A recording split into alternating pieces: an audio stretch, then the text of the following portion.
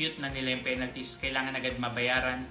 Paano kung malaki ang babayaran? Pwede ba yon ma-settle within the year?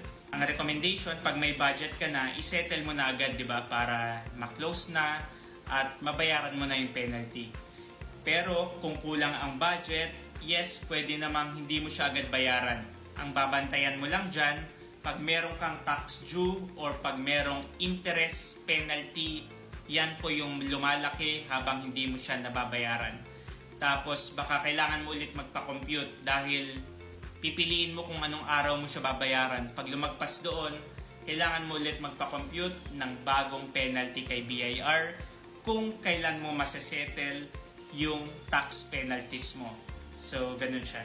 You are a freelancer at meron kang concern or question regarding freelancers BIR registration and freelancers tax compliance, comment mo lang yan at sasagutin ko yan.